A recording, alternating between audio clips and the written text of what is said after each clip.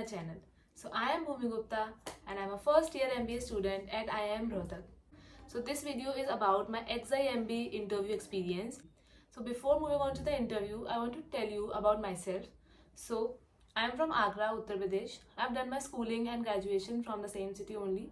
I have scored 96.92 percentile in CAT, and in graduation I have 66 percentage. In 12th I have secured 95.33 percentage, and in 10th I scored 90.17 percentage. I am from a commerce background and I have done BCom in my graduation. So, let's start my XIMB interview experience. So there were 3 panelists, 1 male and 2 females. It was an online interview and the interview lasted for approximately 10 to 12 minutes. So first female started the interview. So she asked where you are logging from. So I said I am logging from Agra, and she asked some questions about Agra. Next they asked me how's the weather there. मतलब वो लोग चाह रहे थे कि थोड़ा सा chill हो जाए और एटमॉस्फेयर जो है वो थोड़ा सा नॉर्मलाइज करने के लिए वो लोग वेदर वाले क्वेश्चंस, और अभी कैसे हो, नर्वस तो नहीं हो, ये वाले क्वेश्चंस वो लोग पूछ रहे थे जनरली.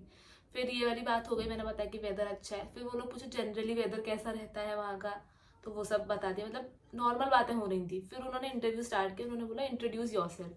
तो इंट्रोडक्शन मैंने दिया. तो मेजरली तब उस टाइम पे मैंने जस्ट डांस अकेडमी अपनी छोड़ी थी, तो मेरे इंट्रोडक्शन में डांस का थोड़ा सा था और भी चीज़ें थी जो मैंने बताया कि मैंने ये वाला कोर्स किया है, एंड ये जो भी चीज़ें थी थोड़ी बहुत. और जो हम फॉर्म भरते हैं उसके अंदर भी हमें लिखना होता है कि हमने क्या कोर्स करे हैं. इफ़ अगर किसी ने कोई इंटर्नशिप करी है तो वो सब भी मेंशन करना होता है. And I would like to mention that मैंने कोई भी इंटर्नशिप नहीं की थी अपने कॉलेज ज्वाइन करने से पहले. जब मैंने इंट्रोडक्शन दिया तो she was quite impressed with the introduction. Next she asked me favourite subjects in graduation. तो ग्रेजुएशन के जो मेरे सब्जेक्ट्स थे उनके जो नाम थे मुझे याद नहीं था. 18 to 20 सब्जेक्ट्स हमने ग्रेजुएशन में पढ़े थे, if I am not wrong, but मुझे नाम सिर्फ 4 या 5 के ही याद थे. तो मैंने जितना भी याद था मैंने उनको बताया कि इतना ये है. तो उन्होंने उस सब्जेक्ट्स में से जो डेफिनेशंस होती हैं subject, for example the subject name is financial management. So she asked me the definition of financial management itself. तो बेसिकली वो जानना चाह रहे थे कि सब्जेक्ट की नॉलेज जो है कि थोड़ी बहुत, कि हाँ भाई सब्जेक्ट होता क्या है वो पता है या नहीं. तो मैंने उनको वो बताया. तो इससे ये पता चलता है कि जो आपने ग्रेजुएशन में सब्जेक्ट्स पढ़े हैं दैट इज़ वेरी इंपॉर्टेंट कि आप उनका नाम पता हो आपको उनका, क्योंकि इंटरव्यूज़ में नाम तो पूछते ही पूछते हैं, फिर उनके अंदर का भी पूछते हैं. जनरली बच्चों को अंदर का याद होता है कि हाँ भाई पढ़ा गया है, पर सब्जेक्ट्स के नाम नहीं याद होते हैं. तो क्योंकि किसी किसी का गैप ईयर भी हो जाता है, गैप ईयर के बाद तो आप बिल्कुल ही भूल जाते हो कि ग्रेजुएशन में पढ़ा गया था.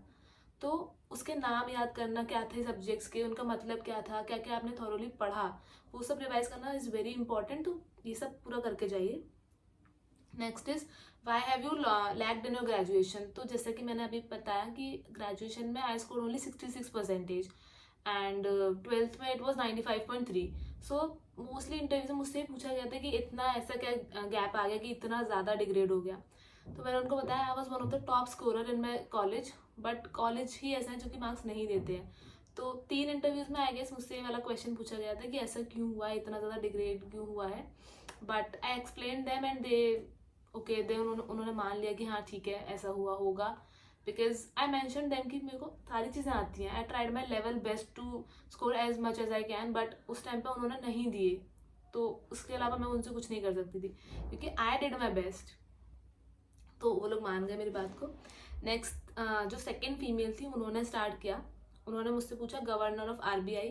तो उस टाइम पे जो भी गवर्नर थे वो मैंने बताया क्योंकि ये सब चेंज होते रहते हैं ईयर बाय ईयर. तो जो भी चेंज हो रहे हैं, जो भी लेटेस्ट न्यूज़ चल रही है वो पता होना भी बहुत इंपॉर्टेंट है, बहुत ज़रूरी है. क्योंकि जनरली क्वेश्चंस तभी फ्रेम होते हैं जब वो लेटेस्ट न्यूज़ में चल रहे होते हैं. तो अगर आप न्यूज़ भी पढ़ लेते हो, न्यूज़ भी कवर कर लेते हो, तो आपको जो जनरल फैक्ट्स हैं वो कवर हो जाते हैं. फॉर एग्जाम्पल कोई चेंज हुआ तो definitely there will be a reason of asking कि हाँ भाई इसीलिए उन्होंने पूछा क्योंकि वो चेंज हुआ था और उन्हें वो याद रह गया. क्योंकि वो लोग भी क्वेश्चन प्रिपेयर करके नहीं आते कि हम ये पूछेंगे. वो जनरल बातें जो चल रही होती हैं, जो उनके दिमाग में होती है, वो लोग पूछ लेते हैं. तो जनरली जो न्यूज़ में होता है वो अगर आप पढ़ के जाते हो तो you will be on an advantages side of the interview.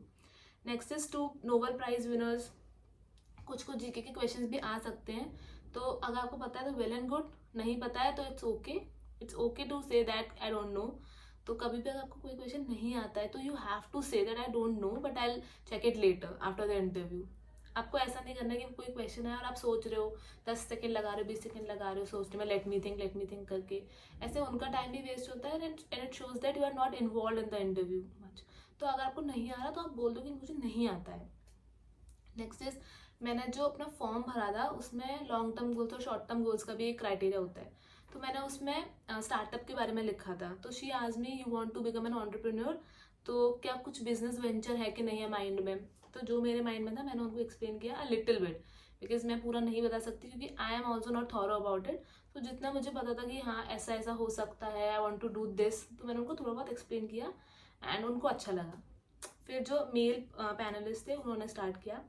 उन्होंने पूछा how many districts are there in UP. I was not sure about the number क्योंकि इतना याद नहीं रहता, इतनी जीके मेरी वैसी स्ट्रांग नहीं है, ऊपर से वो यूपी के डिस्ट्रिक्ट्स के नंबर पूछ रहे हैं बेसिकली, तो वो भी मुझे याद नहीं था।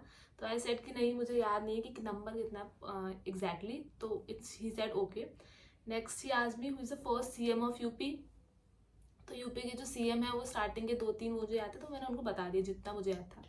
तो ये भी डिपेंड करता है कि आप जिस स्टेट से बिलोंग करते हो, जिस सिटी से बिलोंग करते हो, उसके बारे में भी आपको अच्छी खासी नॉलेज होना ज़रूरी है, क्योंकि जहाँ पर रहते हो आपको उसके बारे में तो पता होना ही चाहिए। जैसे मुझे डिस्ट्रिक्ट नहीं पता थे तो पता होने चाहिए थे, ठीक है। नेक्स्ट लास्ट क्वेश्चन ही आज भी is full form of Noida. तो नोएडा की जो फुल फॉर्म थी वो मैंने उनको बता दी।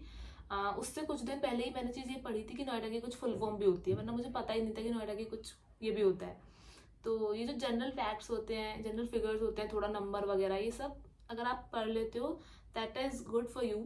And then they asked me to leave. As I told before the duration was approximately 10 minutes and interview was well. Like कुछ हार्श नहीं था, कुछ चिल्लाना नहीं था, कुछ नर्वसनेस नहीं थी, because they try to calm down me in the starting itself. So इतना कुछ था नहीं, बाकी interview was very good. So किसी का भी एग्जाम का इंटरव्यू है और भी कोई इंटरव्यूज हैं तो उसके लिए all the best. Bye bye.